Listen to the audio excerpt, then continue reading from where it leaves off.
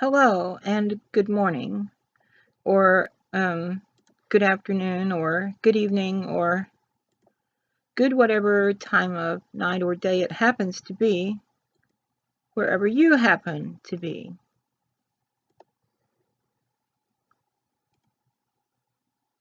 This morning I have a couple of main topics, which are to some extent related.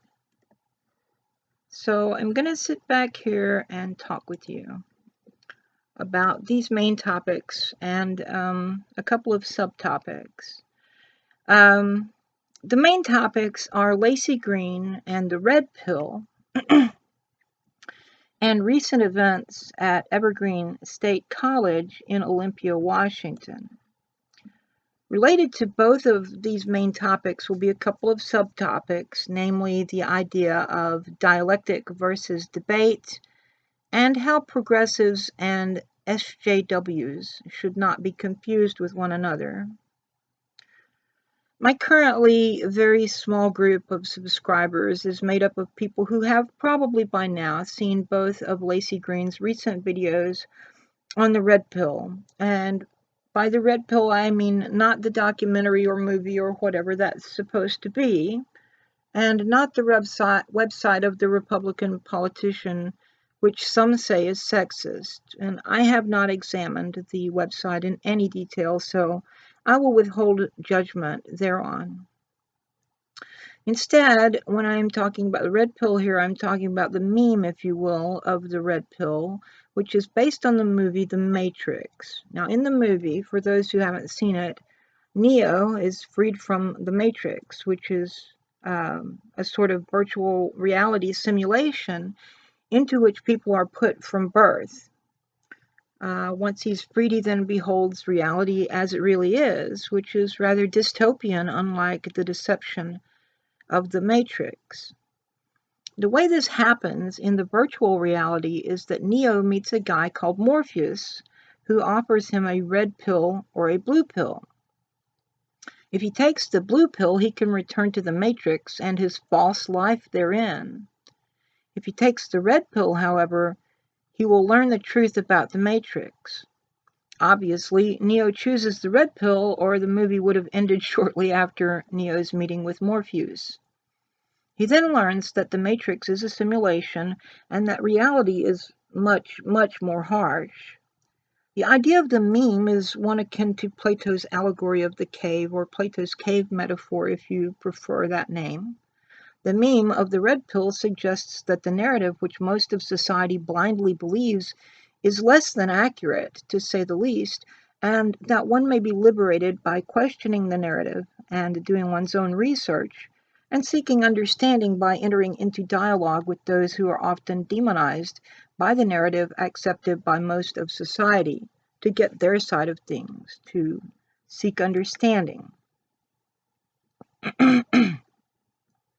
So Laci Green made a video on the 11th of May in which she talked about how she's been engaging in dialogue with people outside an echo chamber. In particular, she's been looking into anti-SJW videos and trying to engage with people who have made them. She made a second video about this on the 26th of May. In between these two videos, assorted people made video responses, tweeted their support or opposition or lack of trust or whatever. I've seen a few of these, and some of the videos seemed overly enthusiastic, while some seemed paranoid and others were somewhere in between. One fellow seemed more or less okay with the whole thing, but also thought that Laci needed to apologize for something or other before any progress could be made.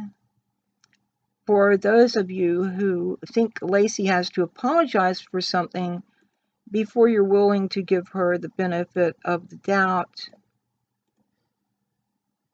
well, you know what to do.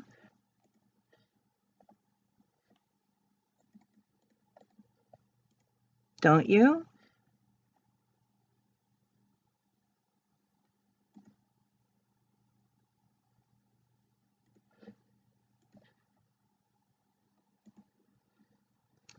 The most interesting and level-headed response video, in my opinion, of those I've seen was done by Mister Goroff. I'm sorry if I'm mispronouncing your last name, sir. I have never spoken with you personally, so I don't know how you pronounce your last name. So, but this video was done by Nicholas Goroff, whose YouTube handle is Wizard of Cause. Nicholas made this response video on the 21st, and I will include a link to his video in the description of this video. Now, this term SJW, which stands for Social Justice Warrior, is a bit ambiguous in that some who are in favor of social justice have assumed that the term refers to them, but the actual meaning of the term is something else. SJW, or Social Justice Warrior, is generally used to refer to what some characterize as regressive liberals or regressive leftists, type of people who get triggered by rather insignificant things and embrace authoritarian models of thought such as neo-Puritanism and government-imposed censorship. They have defined anyone who dares to even so much as question them, and certainly anyone who disagrees with them, as chauvinists and sexists and misogynists and racists and homophobes and transphobes and transmisogynists. Even if you are a lesbian woman of color, a lesbian trans woman of color, and I have seen things like this happen. This attempt to define their perspective in part by declaring that any and all opponents are somehow bad people goes back to the late 1990s and the first decade of this century and the concept of political correctness, but I've spoken on that in the past and we'll come back to it momentarily. SJWs advocate for what they think are safe spaces, but which are actually spaces where they insulate themselves from any exposure to reality with all its warts and all its beauty, and which, of course, these safe spaces, of course, turn into echo chambers, a place where only those with whom they are in complete agreement or very nearly complete agreement are allowed, and therefore they never are challenged in any way to think outside that little ideology they have adopted. And many of these people will block you in a heartbeat if you challenge them on the internet. Many of those who claim to be third-wave feminists fall into the category of social justice warrior. SJWs don't care for social justice, to be quite frank, but they are all about turning feminism on its head and undoing the liberation for which actual feminists have fought for decades in order to impose their sterile vapidity on society.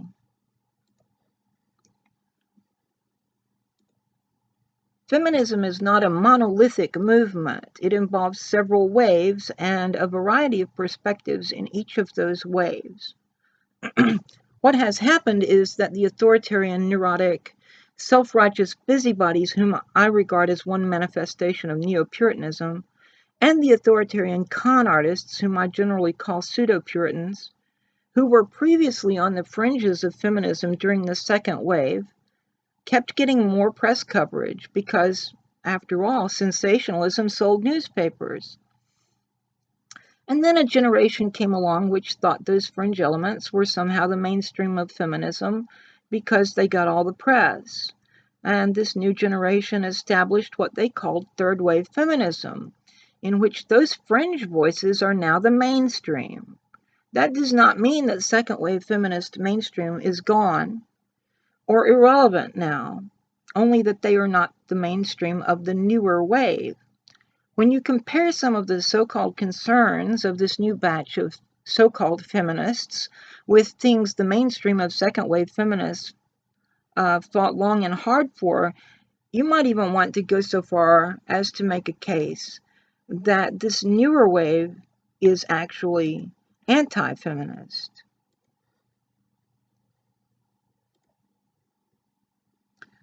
Part of what contributed to the self-righteous the self-righteousness of third-wave feminists and the wider social justice warrior perspective was the attempt in the late 1990s and the first decade of this new millennium to define political correctness in such a way as to include insults of opponents, which has led in practice to those insults being used also against people who support the general idea but offer constructive criticism, and sometimes even people who simply ask questions in a quest for understanding.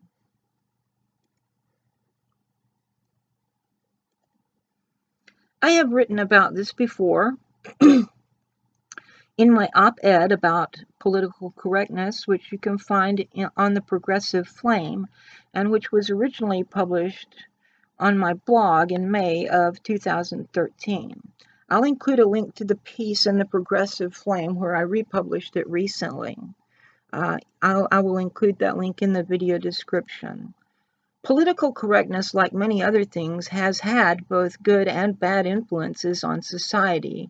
And it started out with good intentions, but as with any such effort in the actual world, it was not perfect, and it is not perfect. And bad influences are obvious to anyone who takes an honest look at the thing. Some of the good influences include encouraging people to be considerate of the feelings of others and therefore to be courteous. When I was in elementary school, manners was something we were still graded on our report cards. That's not the case anymore, as far as I know. Children are generally no longer taught courtesy in school or at home. However, in an effort to encourage being considerate and courteous, and perhaps due to the lack of such training from elders, these people advocating for political correctness became very discourteous. Some of the bad influences include allegations of prejudice being used as a form of defense or in an effort to get one's way through guilt-tripping others. Look, guys, not every white male in the South who didn't want to vote for President Obama was motivated by a racist perspective or latent racist tendencies. You may not like that, but it's true. Some genuinely didn't like his platform, and others wouldn't have voted for any candidate who won the Democratic Party's nomination due to their exposure to the views of the Republican Party and the rhetoric of the Republican Party. In fact, some may have even voted against him because of such accusations just to show that they were displeased by the rhetoric. By accusing opponents, critics, and even those who simply have sought information in order to understand of being sexists and racists and homophobes, advocates of political correctness have cheapened those terms, which should be reserved for those who are actually guilty of such bigotry. In short, political correctness is not perfect, but nor is it entirely wrong. More people ought to take care in their speech and consider the feelings of others instead of just saying whatever comes into their minds without thinking. It's called courtesy, and it used to be a valued thing in society, at least here in the South. At the same time, demanding that law or society silence any dissent is a very un-American effort. I'll come back to this in a bit. There's a lot more I could say regarding the pros and cons of political correctness, but please go have a look at my op-ed so I don't have to read it in a video. The bad influence from political correctness carried over into, or perhaps we could even say morphed into, the modern social justice warrior phenomenon. These people are not about social justice so much as they are about silencing any dissent, to the point that even criticism or questions are unwelcome, and people who offer either get met with being mocked, derided, insulted, and blocked. It's like these people can't discern between opponents and potential allies, so they attack everyone and then put them on ignore. There's no dialogue going on, and this serves to further polarize society. Social justice, like so-called intersectional feminism, should be inclusive, and its proponents should be open to the possibility that they are wrong on some particulars, which means that they should be willing to hear criticism and consider it. Now, I will admit that sometimes I myself block people who come to my Google Plus and start spewing what I consider to be drivel. But there are two reasons I do this. One is that some people simply won't listen to any response I have to offer. I have engaged with such people many times and generally been far too patient with them in attempting to explain and defend my views and to show them flaws in what they advocated. And eventually it got to the point that I saw that they were either trolling or incorrigible or both. The other situation in which I block someone is when they come try to accost me and I see from their rhetoric that I would have to spend considerable time explaining basic concepts and the ideas built upon them before I could even get to the point of addressing the topic at hand, and therefore I can tell that it would be a waste of time which I could better spend on something other than trying to educate them from the ground up. Quite frankly, I don't always have time to start with the basics and work up to whatever topic with which someone disagrees. It's not always bad to block. I mean, sometimes it has to be done in order to avoid incessant notifications that some halfwit has posted yet another inane comment on your post. These social justice warriors, however, often don't even try. A certain bearded fellow on Twitter, for example, has, it is sometimes said, blocked over half of Twitter users after they exchanged 2 or 3 tweets, with this fellow growing increasingly self-righteous and insulting right up to the point at which he blocked them. Another who claims to be a feminist doesn't even allow comments on most, if not all, of her material. She exists in her own little echo chamber, and her smug self-righteousness grows. And, I would add, her similarities to a cult leader grow as well.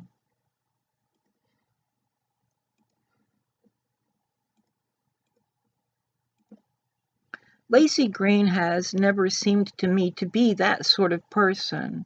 She has at times been overly enthusiastic and a little too zealous in expressing her views, yes, but she has never struck me as malevolent. And now she's expressing an openness to criticism and a willingness to enter into dialogue with those who disagree with her. This is a good thing. The opposite is part of what many of us who oppose the excesses of the SJW and third wave feminist crowd have complained about. We've complained that they block, that they don't want to engage in any kind of dialogue. And now here's someone who does. One of the issues, however, which some still find bothersome, is that she wants to do this dialogue as a series on her own YouTube channel, which means she would be in control. And some have seen that as mercenary in intention because she will likely monetize the videos. Well, Laci doesn't probably need to monetize the videos, so that's not really what it's about, I think. And some have seen the idea of going on her channel as something akin to being invited into the lion's den. It's not for them a safe space, so to speak. So Laci, if by some chance you happen to be watching this, or someone has called it to your attention and you're watching it now, I would like to propose an alternate venue, a more neutral ground. I am willing to host and moderate some streams featuring you and people of other perspectives, and make no mistake, there is more than one other perspective. My YouTube channel, this channel, is my new channel. It's small and it's new, and has far fewer subscribers than yours, yes. However, I am not unknown to people with an assortment of perspectives, and I have a number of networks through which I could get the message out that these streams will be taking place. And of course, you could get the message out through your own networks. All I need is your agreement to do this. Then I can reach out to anti-SJWs, anti-feminists, Feminists who have different positions from your own, gamergaters, and a host of other perspectives, ranging from progressive to reactionary and from left to right. I already have a few who have said that they would like to come on and talk with you. So, if you're serious about being willing to engage in dialogue with these people, and if, as it seems to me, you are beginning to perceive the bifurcation fallacy which polarizes people into two actual or perceived camps, and denies the possibility of any third or fourth or fifth, etc. camp, and demonizes the other in a paranoid manner, then this could be an icebreaker which would facilitate getting some of these people to be willing to come on your own channel. As for my reference to neutral ground, let me tell you a little bit about myself. I don't have any doubt about your sincerity and your stated position. You have spoken about the fact that you were raised Mormon and you came out of that, and it seems like you went basically directly into this feminist thing. Well, a lot of people, whenever they leave one group that they have found fault with, go to another group and wholly embrace it and become very zealous about that for, 2 years, 5 years, sometimes maybe a little longer. And then later on, the pendulum kind of swings back to a more moderate position. So I kind of think that might be something that's happened with you. You can see that some of the people whom you thought were your friends and allies maybe have some flaws too, because after all, we all do have flaws, that is. I have no personal hostility toward you. I've never engaged with you in any manner. I posted a comment on the stream that you did with Blair White. I don't think anyone ever responded to that. I do disagree with you on several matters, but not all. And I don't think you're a fifth column infiltrator or some crap like that. I am not an anti-feminist. I have some views which are informed by second wave feminism, but I don't allow it to become a worldview for me. It's not something that I will allow to color everything I perceive, because feminism is not a worldview. It's not complete enough to be a worldview. It was never intended to be a worldview. Unfortunately, third wave feminists have tried to make it into one, and in the process have turned it into something approaching cult-like status. I do, as I said, I'm not an anti-feminist. I do, however, have a very dim view of what I have seen of third wave feminism, because, among other things, it seems to me to be authoritarian, puritanical, and intolerant, as well as opposed to many of the causes for which second wave feminism fought long and hard and still fights. Things like liberation, for example. It also, third wave feminism, that is, also seems prone to divisiveness without any clear understanding of what intersectionality should mean. It should mean solidarity, not a segregation into diverse identities, each concerned with its own goals and causes, to the point of fighting other identities over what amount to mere token gestures from the establishment and scraps from the corporate oligarchy's table, and thereby alienating the various groups even further, which only serves to perpetuate the injustices perpetrated by the establishment and useful idiots. I am obviously an anti-SJW, but that is not the same thing as being opposed to social justice. And if you take the time and put forth the effort to engage with anti-SJWs, you'll see that a lot of us are not opposed to social justice, but instead see certain people who claim to be advocating for those things as being obnoxious, condescending, self-righteous, intolerant, and so on.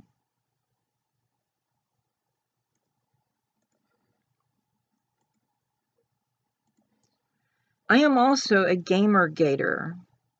That does not mean sexist, misogynistic, racist, homophobic, transphobic, alt-right, or any of the other names the anti-Gamergate crowd calls Gamergaters. I am progressive, I am leftist. As you can see from my political compass there, that's August of 2016, my political compass test graph. I am a woman, I am bisexual, and I am of mixed ethnicity. You're also going to find, if you actually are willing to engage with some of these people, Gamergaters, for example, that this is the case more often than not with Gamergaters. More Gamergaters are left libertarian than any kind of right-winger. This particular chart you're seeing at the moment, graph rather, is from back in October of 2014 when Gamergate was a little over a month old. And this one is from the fall of last year. As you can see, still the vast majority of people involved fall into the left libertarian quadrant of the model of of the political compass. More Gers, more Gamergaters are left libertarian than any kind of right-winger. More Gamergaters are moderate to progressive than conservative to reactionary.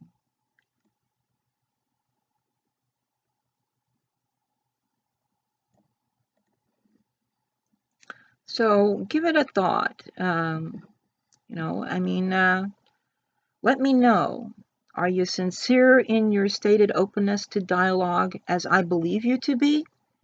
Are you willing to let me host and moderate some streams with you and a few other people so that this dialogue can begin? You can contact me here in comments or in YouTube private messages, or you can reply to my email, which I gave you in your lacigreen.tv contact form when I sent a message to you through that about this proposal. Or you can contact me through Google+. I don't tweet and I don't have a Facebook. I've resisted both of those this long, and I intend to continue doing so.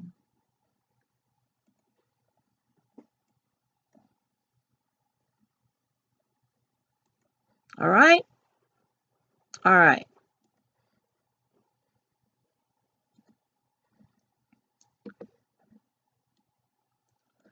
Now I'm going to switch gears and talk about the recent happenings at Evergreen State College in Olympia, Washington. Some of what I'm going to be talking about will tie back into what I've said about Laci Green, social justice warriors, and so on, but it is a different topic. I expect by now that many of those few who are my subscribers and most of those who will see this video will have already seen some of the video of recent events at Evergreen State College. Some of you will have seen assorted video commentary on these events. Some may have read articles, tweets, and so on. As such, I would prefer to avoid having to recount the entire story. And we'll instead offer some links in the video description where you can read an article, read the professor's letter, watch the videos of the events as they unfolded, see an interview with the professor, see another interview with the professor, and see the initial response from the university. I'll give a brief summary for now and direct any who are hearing of this for the first time to the links in the video description. So there is a yearly thing at Evergreen College called Day of Absence and Day of Presence. I'm not sure how long this has been done, but what it's about is the students of color absenting themselves from the campus on the day of absence. And during this day of absence, they engage in workshops, and the white students who stay on campus engage in workshops as well. And then they return on the day of presence, and during this day, they enter into dialogue about various things and compare their notes with the other students. Only this year, the students of color decided that they wanted all the white students to leave campus on the day of absence. And some of what was said in this demand was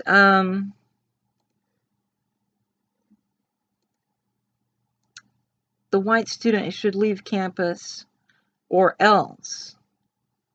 Now, the meaning of or else was not explicit, but some took it as a threat of some sort.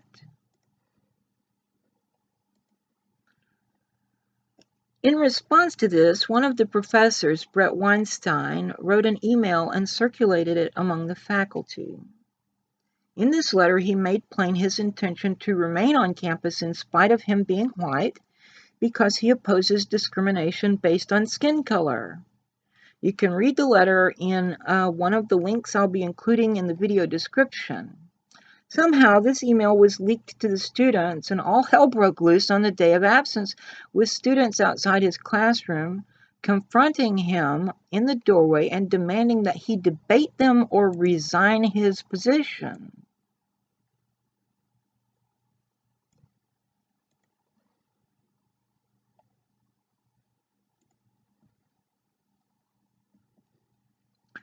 He refused to debate, instead offering to engage in dialectic, which is concerned with truth, as he pointed out, while debate is not.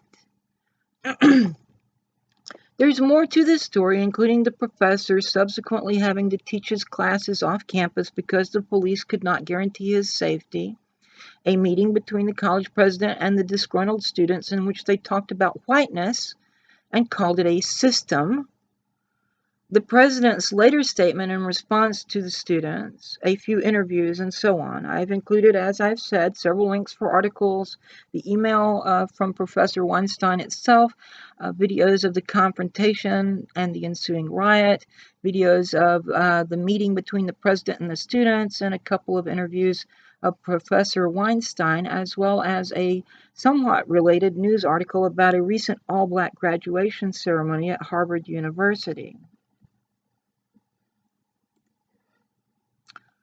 So, there's a little summary, a short and brief summary, I think.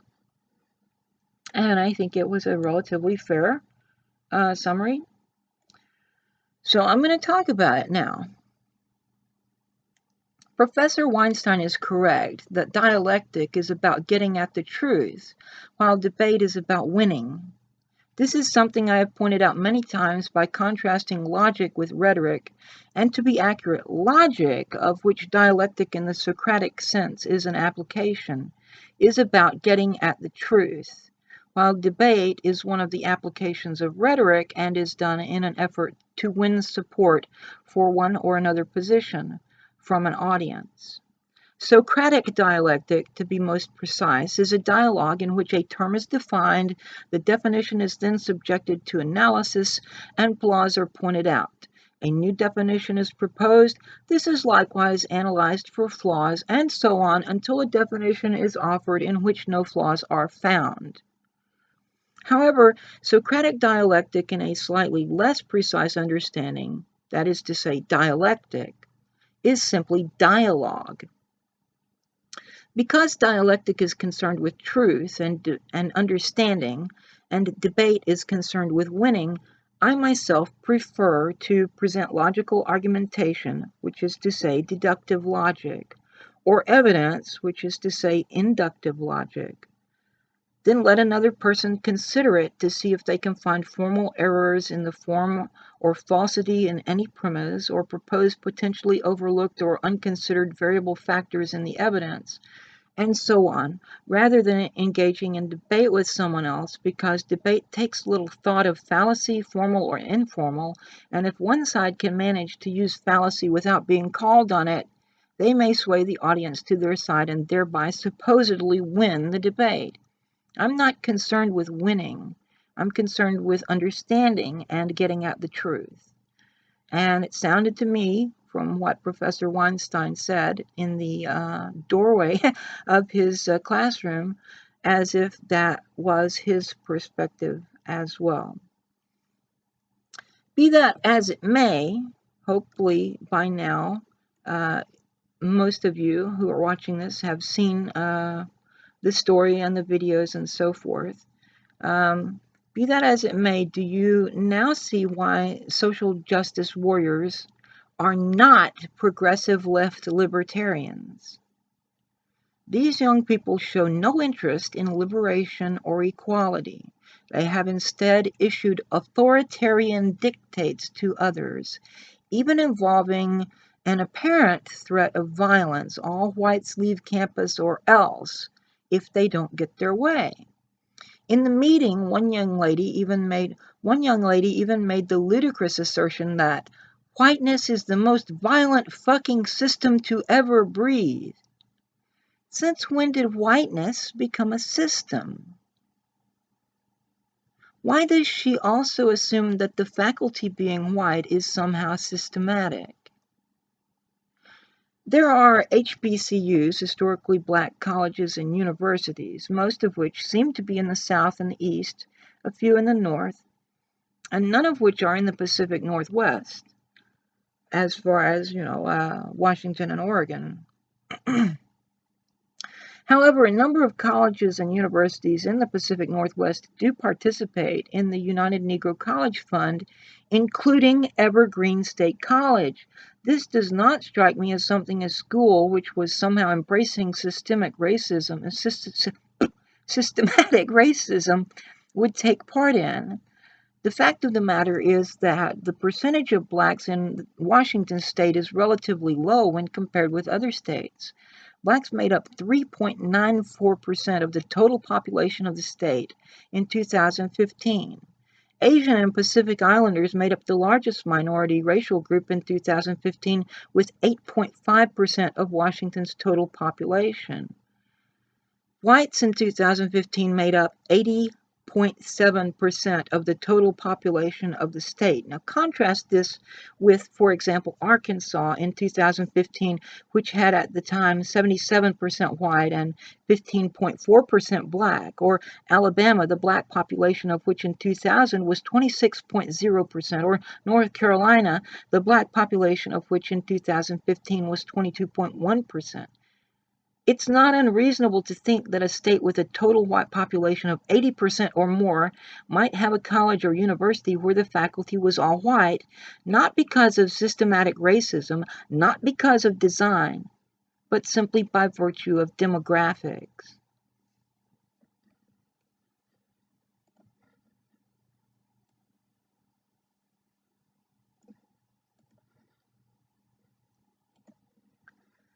This is just more of the same identity politics to the point of alienation, exclusion, and division, and, dare I say it, segregation.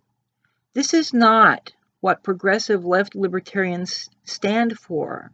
This is authoritarian, be it left, center, or right. This is fuzzy-headed liberalism which does not think before engaging in activism.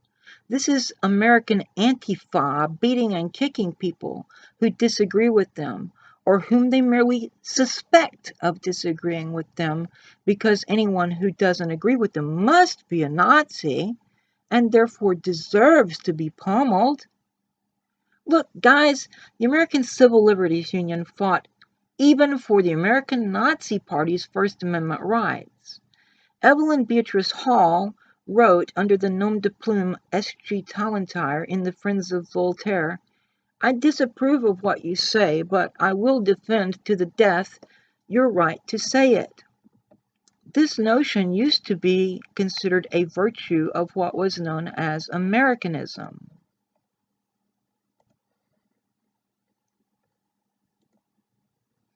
Today, however, if you say something the horde disapproves, your name is mud, or more likely racist or sexist or misogynist or homophobe or Nazi or some other such thing. And you get harassed and doxxed and swatted and possibly fired from your job.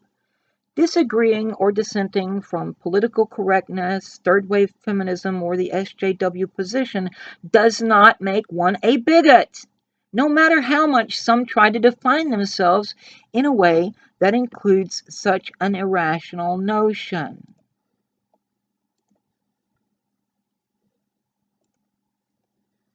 Some of these people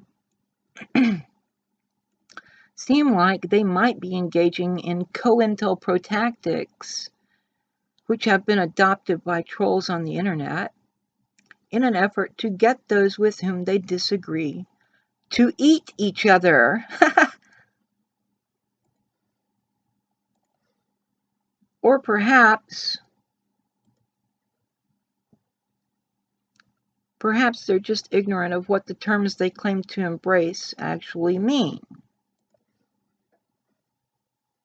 Or maybe they're really sad over the election of Donald Trump and have transmuted that sadness into anger, because that is a thing that happens psychologically. When someone does not want to cry, they try to become angry instead. Maybe they've allowed that anger to guide them into discourtesy and possibly even actual violence.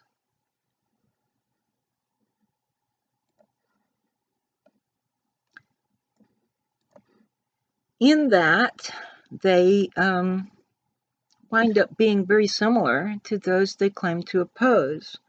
Friedrich Nietzsche wrote, quote, "Who with monsters fights should see that he in the process not become a monster. And when you long into an abyss gaze, then gazes the abyss also into you."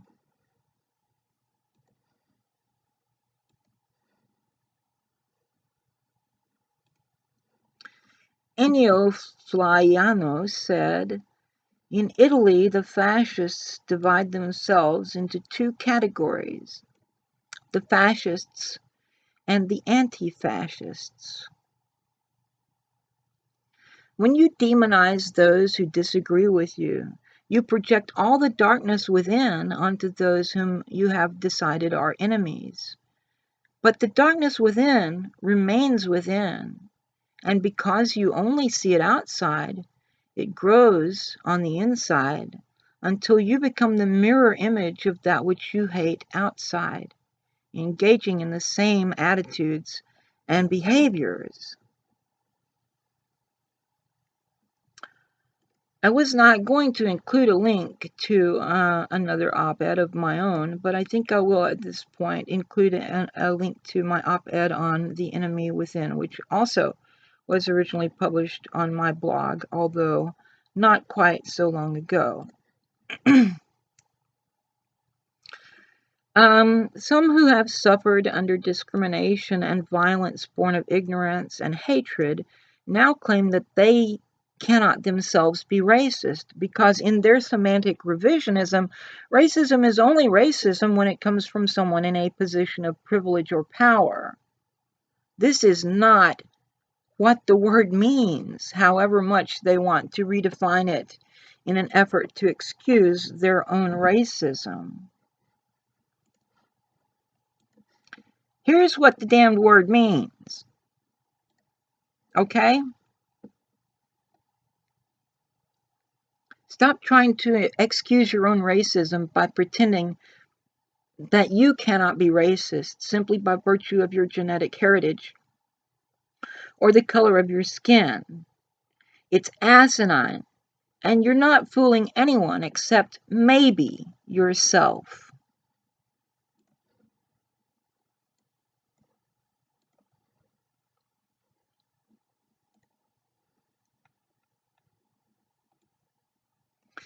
I grew up in a sprawling megalopolitan international port city, attending public schools which were integrated from grade 1.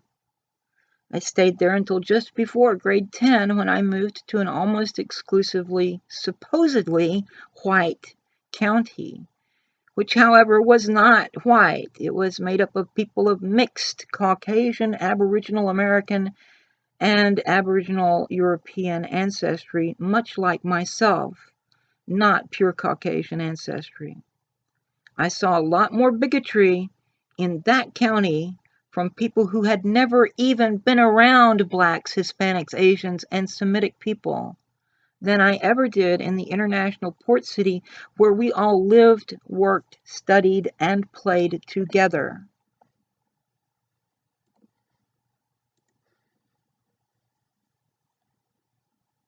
What we need is not more segregation. We got rid of that already, or at least we did in many places. And that integration led to positive things. I'm not really sure what has happened to change things, but I do suspect that this political correctness and third wave feminism and social justice warrior nonsense has contributed significantly. What we need is more integration and more dialogue, or as Professor Weinstein called it, dialectic, so we can get to know one another and understand one another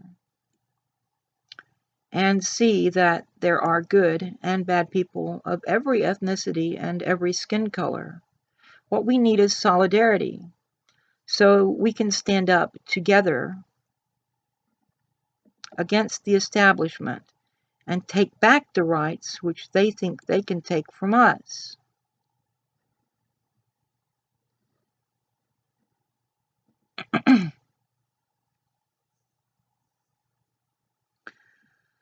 We have already lost or surrendered our constitutional rights on a number of fronts. How much longer will it be before they've all been repealed or legislated into irrelevance? Look to Canada's recent blasphemy law, wherein any criticism of any religion might result in legal repercussions. Look to the United Kingdom, where Theresa May wants to place the internet under government control. Look to Germany, where any criticism of Angela Merkel could get you fined, and where the government now wants to fine Facebook, Twitter, MySpace, Google+, and other social networks for any so-called fake news, which they don't censor immediately. 1984 meets Brave New World meets Fahrenheit 411. Is this the future we want? It's not a progressive left libertarian utopia, that's for sure.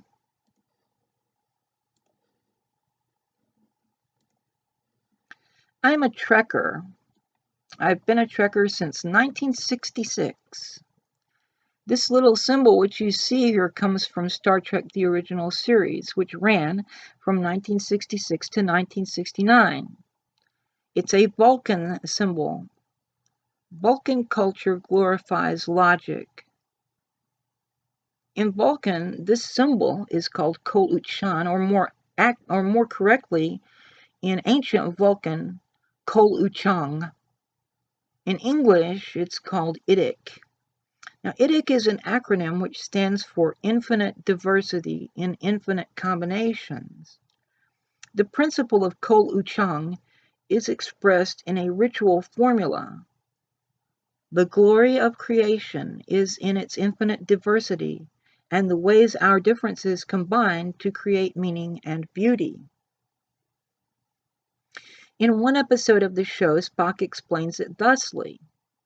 It is basic to the Vulcan philosophy, sir, the combination of a number of things to make existence worthwhile.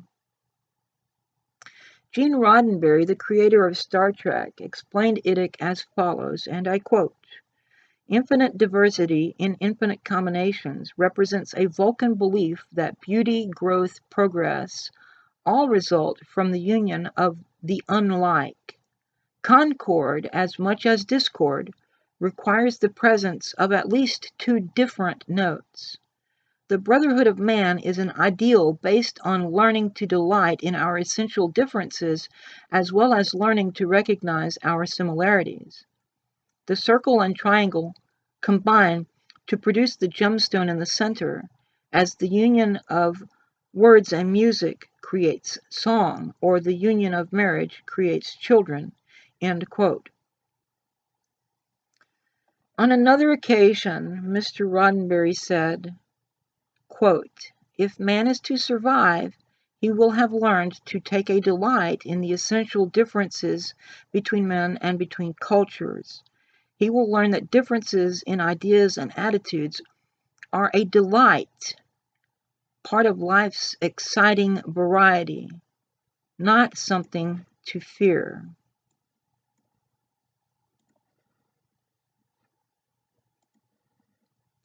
So that's my show for the day, folks. I hope it gave you all some food for thought and showed glimpses of vistas in the mind to explore. And Laci, let me know if you're willing to come on my channel to engage in dialogue with others and explore the infinite diversity of creation and the ways our differences combine to create meaning and beauty. Until next time, may you all find comfort in the shadow of the mother raptor's wings.